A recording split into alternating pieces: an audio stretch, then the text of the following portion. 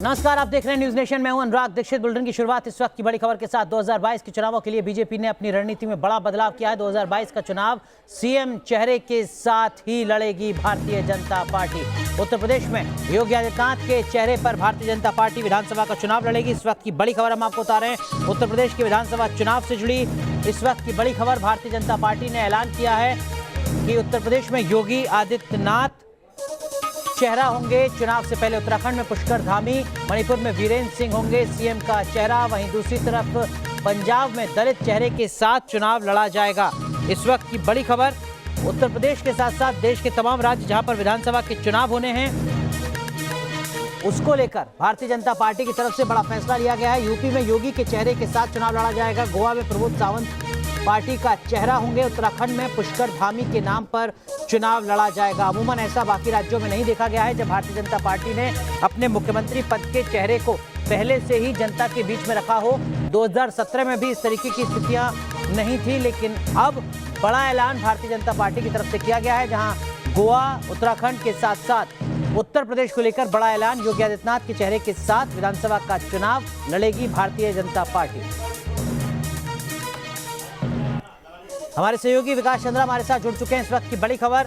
विकास, एक बड़ा रणनीतिक बदलाव भारतीय जनता पार्टी के इस फैसले में भी।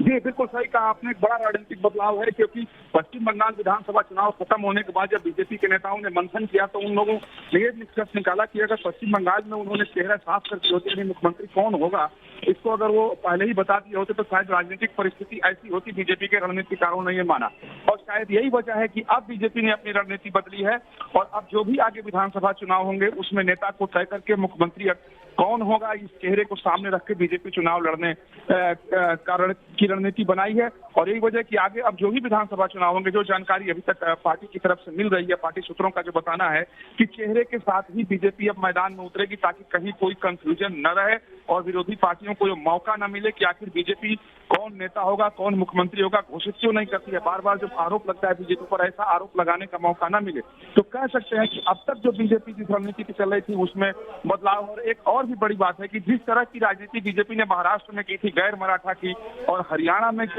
बीजेपी ने किया था गैर जाट की, उस तरीके का फिर से एक बार वो पंजाब में करती हुई नजर आ रही है। उसकी रणनीति बन रही है कि अब वहाँ दलित कार्ड बीजेपी। लेकिन विकास, यही लोगों के जहन में बड़ा सवाल है कि जब 3 राज्यों में चेहरे के नाम का ऐलान हो गया तो पंजाब में सिर्फ दलित चेहरा क्यों, नाम का ऐलान क्यों नहीं? जैसे विजय सांपला के बारे में कहा जा रहा है, जो जानकारी मुझे मिली, सूत्र जो बता रहे हैं कि पंजाब में बीजेपी विजय सांपला को अपना वहां चेहरा बनाएगी और वहां दलित कार्ड इसी के नाम पर खेलेगी, क्योंकि वहां बीजेपी चाहती है कि जो अभी तक की वहां की राजनीति है उस राजनीति।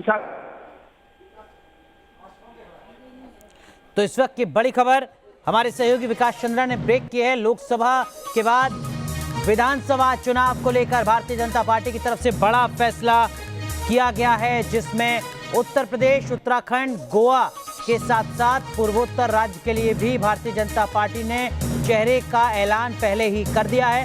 बड़ी खबर ये कि उत्तर प्रदेश में विधानसभा का चुनाव लड़ा जाएगा योगी आदित्यनाथ के चेहरे के साथ। इसी के साथ जो तमाम अटकलें अब तक लगती रहीं भारतीय जनता पार्टी में सूबे की सियासत में, उन तमाम अटकलों को विराम दिया है भारतीय जनता पार्टी के स्तर पर, संगठन के स्तर पर।